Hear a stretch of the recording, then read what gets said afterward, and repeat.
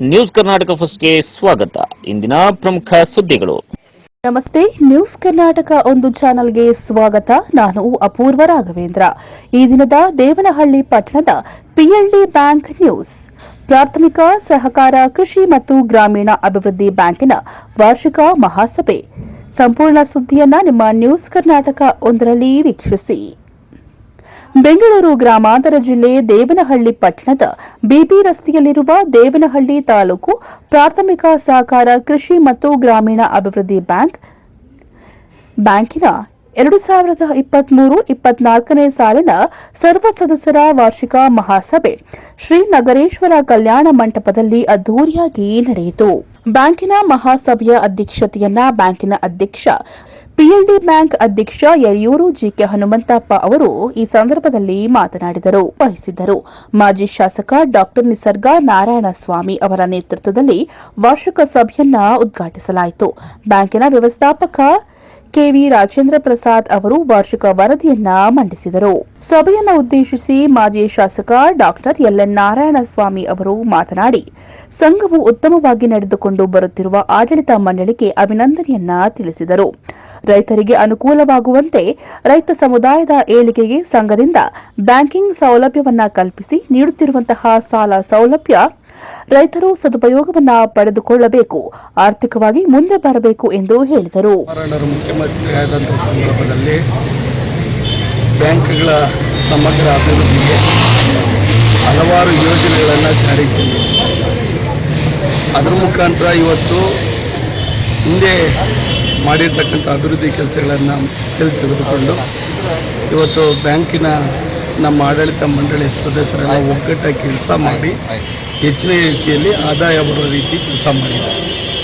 ಜೊತೆಗೆ ಸಾರ್ವಜನಿಕರಿಗೆ ಅನುಕೂಲ ಆಗಲಿ ಅನ್ನೋ ಉದ್ದೇಶದಿಂದ ಇವತ್ತು ಒಂದು ಉತ್ತಮವಾದಂಥ ವಾಣಿಜ್ಯ ಮಳಿಗೆಯನ್ನು ನಿರ್ಮಾಣ ಮಾಡಿ ಬ್ಯಾಂಕಿನ ವತಿಯಿಂದ ರೈತರಿಗೆ ಮತ್ತು ಕೆಲವರು ಸಿಟಿಗೆ ಹೋಗಿ ಖರೀದಿ ಮಾಡಬೇಕಾದಂಥ ಸಾಮಗ್ರಿಗಳನ್ನು ಇಲ್ಲೇ ಸಿಗೋ ರೀತಿ ಮಾಡಿಕೊಟ್ಟಿದ್ದಾರೆ.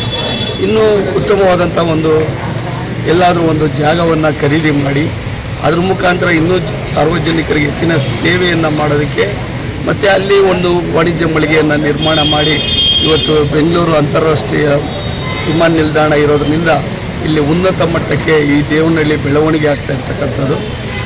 ಮುಂದಿನ ದಿನಗಳಲ್ಲಿ ಇನ್ನೂ ಹೆಚ್ಚಿನ ಅಭಿವೃದ್ಧಿಯನ್ನು ಮಾಡಲಿ ಅಂತ ನಾನು ಈ ಸಂದರ್ಭದಲ್ಲಿ ಯಡಿಯೂರಪ್ಪ ಮುಖ್ಯಮಂತ್ರಿ ಆದ ಕಾಲದಲ್ಲಿ ಕುಮಾರಸ್ವಾಮಿ ಅವರು ಜೊತೆ ಸೇರ್ಕೊಂಡು ಡಿನೋಟಿಫಿಕೇಶನ್ ಮಾಡಿದ್ದಾರಂತ ಕೃಷ್ಣ ಬೈರೇಗೌಡ ಅವರು ಆರೋಪ ಮಾಡ್ತಾ ಇದ್ದಾರೆ ಸರ್.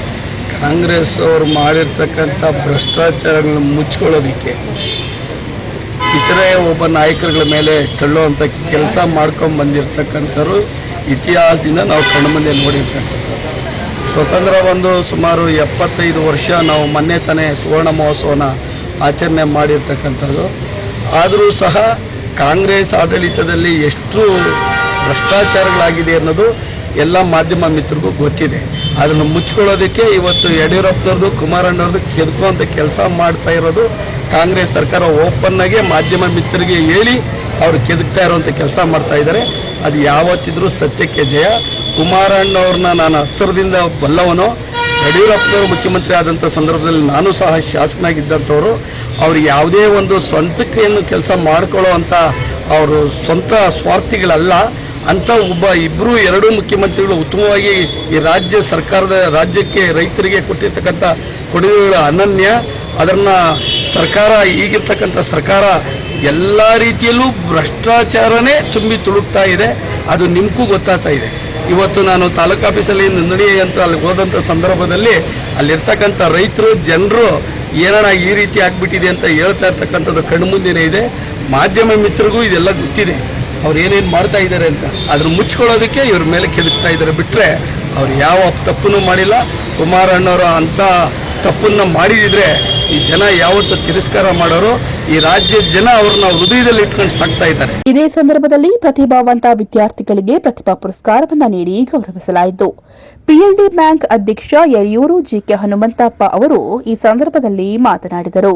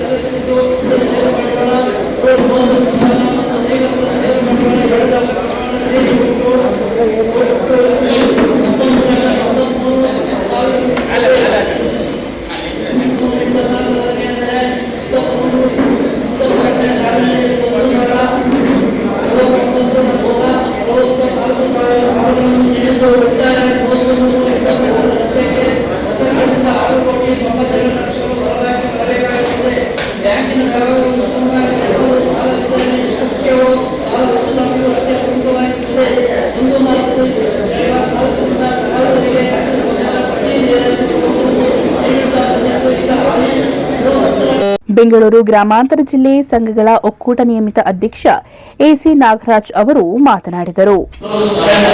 ಈಗ ಎಪಿಸಿಎಸ್ ಇರ್ಬೋದು, ಒಂದು ಪ್ರಾಥಮಿಕ ಹಂತದ ಸೊಸೈಟಿ ಇರ್ಬೋದು, ನಾವು ಡಿಬೇಟ್ ಮಾಡಿದ್ರೆ ಏನು ಜಮಾ ಖರ್ಚು ಮತ್ತೆ ವ್ಯಾಪಾರ ಖರ್ಚು ಮತ್ತೆ ಬ್ಯಾಲೆನ್ಸ್ ಶೀಟ್ ಇದನ್ನೆಲ್ಲ ಪ್ರಿಂಟ್ ಮಾಡಿ ಬುಕ್ಲೆಟ್ ಮಾಡಿ ಕೊಡುವಂತ ಕಾನೂನಲ್ಲಿ ಅವಕಾಶ ಇದೆ. ಆದರೆ ನಾನು ನನಗೆ ಏನು ಒಂದು 3-4 ವರ್ಷದಿಂದ ನಮ್ಮ ಪೀಳಿಗೆ ನಷ್ಟದಲ್ಲಿ ಬರ್ತಾ ಇದೆ. ಕುಡಿಯುವಂತ ಕಷ್ಟ ಸಾಮಾನ್ಯವಾಗಿ 1,43,00,000 ವರ್ಷನೇ ಆಗಿತ್ತು. ಹಾಗಾಗಿ ಪ್ರಿಂಟಿಂಗು ಎಕ್ಸ್ಪೆನ್ಸ್ ಜಾಸ್ತಿ ಬರ್ತದೆ, ಖರ್ಚು ಜಾಸ್ತಿ ಆಗ್ತದೆ. ಒಂದೇ ಒಂದು ಉದ್ದೇಶಕ್ಕೆ ಅವರು ಕಳೆದ ಸಾಲದಿಂದ ನಾವು ಉಳಿತಾಯ ಮಾಡಿಕೊಂಡಿದ್ದೇವೆ. ಈ ಸರಿ ಈ ಒಂದು ಆಡಳಿತ ನಿರ್ದೇಶಕರು ಮತ್ತೆ ಮಾಜಿ ಅಧ್ಯಕ್ಷರು ಎಲ್ಲ ಆಡಳಿತ ಮಂಡಳಿಯ ನಿರ್ದೇಶಕರು ಸತತ ಪ್ರಯತ್ನದಿಂದ ಏನು ರಿಕವರಿ ಮಾಡಿದರೆ ಏನು ನಾವು ಒಟ್ಟಾದ ಸಾಲಗಳು ಯಾವಾಗಲೂ 50%, 40%ಗಿಂತ ಒಳಗಡೆ ಇರಬೇಕು. ಈ ಸರಿ 73%ಗಿಂತ ಹೆಚ್ಚಾಗಿ ರಿಕವರಿ ಮಾಡಿದ್ರಿಂದ ಈ ಒಂದು ಸಂಸ್ಥೆಯ ಎಲ್ಲ ಹಿರಿಯ ಅನುಭವಿಗಳು ಅವರು ಸ್ಥಳನ ಉಳಿಸಿಕೊಂಡು ಮತ್ತೆ ಅಲ್ಲಿ ವಿವಿಧ ಬಾಡಿಗೆ ಬರುವಂತ ವಾಣಿಜ್ಯ ಕಟ್ಟಡಗಳನ್ನು ನಿರ್ಮಾಣ ಮಾಡುವ ಫಲವಾಗಿ ಇವತ್ತು 98 ಲಕ್ಷ 1 ಕೋಟಿ ಅಂತ.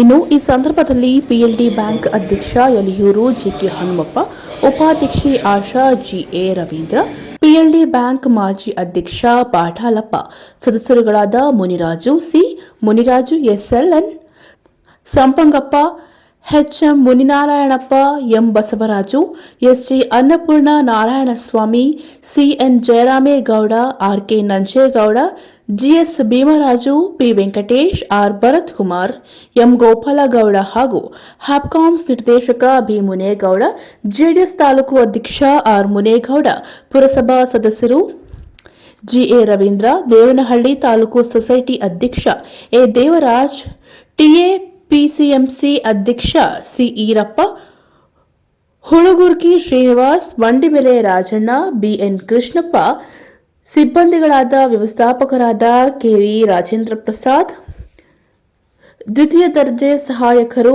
ಬಿಕೆ ರಾಧ, ಗುಮಸ್ತಾ ಸಿ ಮುರಳಿ, ಗಣಕಯಂತ್ರ ಸಿಎಂ ನಟರಾಜು, ಗಣಕಯಂತ್ರ ನಿರ್ವಾಹಕರು ಕೆಎಸ್ ಪ್ರಿಯದರ್ಶಿನಿ, ಸಹಾಯಕರುಗಳಾದ ಕೆ ಪ್ರದೀಪ್ ಕುಮಾರ್, ವೇಣುಗೋಪಾಲ್ ಹಾಗೂ ಇನ್ನೂ ಅನೇಕ ರೈತರು, ಫಲಾನುಭವಿಗಳು, ಷೇರುದಾರರು ಈ ಸಂದರ್ಭದಲ್ಲಿ ಹಾಜರಿದ್ದರು.